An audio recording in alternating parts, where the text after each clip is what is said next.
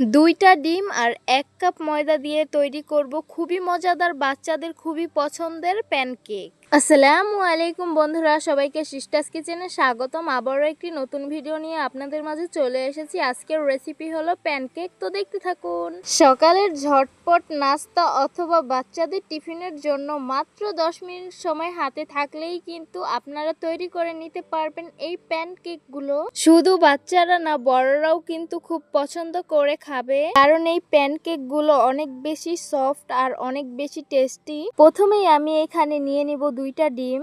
এরপর 2টা ডিমের জন্য এইখানে আমি নিয়ে নিব হাফ কাপ চিনি, লবণ দিয়ে দিচ্ছি 1 চিমটির মতো। মিষ্টি খাবারে লবণ পছন্দ না করলে বাদ দিতে পারেন। এবার সবকিছুকে আমি একটু ভালোভাবে মিশিয়ে নিচ্ছি। চিনিটা ভালোভাবে গলে গিয়ে মিশে যাওয়া পর্যন্ত এইভাবে মিশিয়ে নিতে হবে।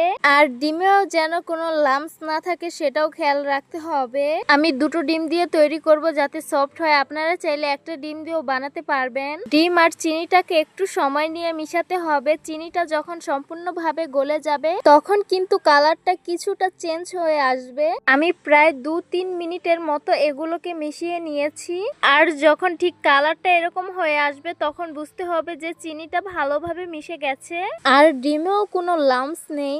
এখন দিয়ে দিব 1 কাপ ময়দার সাথে দিয়ে দিব হাফ কাপ গুঁড়ো দুধ, 1 চা চামচ দিয়ে দিব কর্নফ্লাওয়ার, 1 কাপ দিয়ে দিব লিকুইড দুধ। আর আমি এখানে দুধটাকে জাল দিয়ে ঠান্ডা করে নিয়েছি।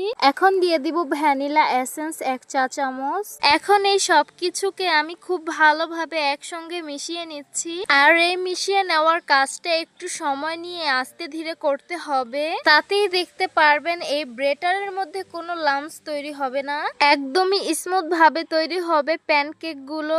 এখন দিয়ে দিব পরিমাণ মতো সয়াবিন তেল। প্যানকেক তৈরি করার জন্য এখানে ঘন ব্যাটার তৈরি করতে হবে, কোনো পাতলা ব্যাটার তৈরি করা যাবে না। এই ব্যাটারটা তৈরি করতে আমার 1 কাপ লিকুইড দুধ লেগেছে, তবে আপনাদের আরো কম বেশি লাগতে পারে। ব্যাটারটা যদি দেখেন একদমই ঘন তাহলে সামান্য লিকুইড দুধ দিয়ে ঠিক করে নিতে পারেন। আবার যদি মনে হয় ব্যাটারটা একটু পাতলা তাহলে সামান্য ময়দা দিয়ে ঠিক করে নিতে পারেন। আমি আপনাদের একটু ব্যাটারের কনসিস্টেন্সিটা দেখিয়ে দিচ্ছি।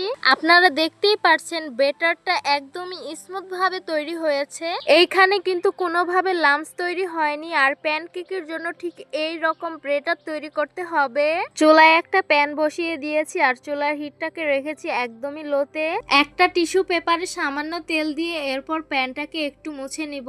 এবার আমি প্যানের ঠিক মাঝখানে ব্যাটারটা দিয়ে দিব আর ব্যাটারটা ছড়ানো যাবে না, ঠিক একই জায়গায় ঢালতে হবে। দেখতেই পারবেন একাই কিন্তু ব্যাটারটা ছড়িয়ে যাবে। প্যানটা কিন্তু অতিরিক্ত গরম হওয়া যাবে না আর চুলাটাও কিন্তু বাড়ানো যাবে না, চুলার হিটটা লোতেই রাখতে হবে। কিছুক্ষণের মধ্যে দেখতে পাবেন প্যানকেকের ঠিক ওপরের দিকটা এইরকম বাবলস হয়েছে অসংখ্য, তখন বুঝতে হবে যে নিচের দিকটা এখন হয়ে গেছে। এখন আমি ঠিক এই অবস্থায় প্যানকেকটাকে উল্টে দিব।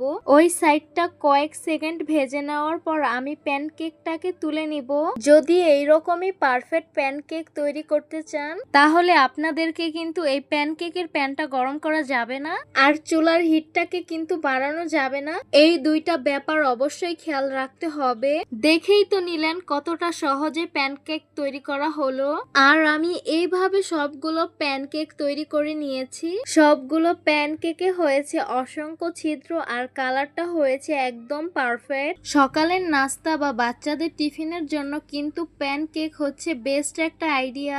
আমি একটা প্যানকেক ভেঙে আপনাদেরকে একটু ভিতরটাও দেখিয়ে দিচ্ছি। আর ভিতরটা দেখলে আপনারা বুঝতে পারবেন এই প্যানকেক গুলো ঠিক কতটা সফট হয়েছে। আশা করছি আমার আজকের রেসিপি আপনাদের কাছে খুবই ভালো লেগেছে আর সহজও লেগেছে। তাহলে আজকে এই পর্যন্তই। সবাই ভালো থাকবেন, সুস্থ থাকবেন আর সিস্টার্স কিচেনের সাথেই থাকবেন। আবারও কথা হবে কোনো নতুন ভিডিওতে। আল্লাহ হাফিজ।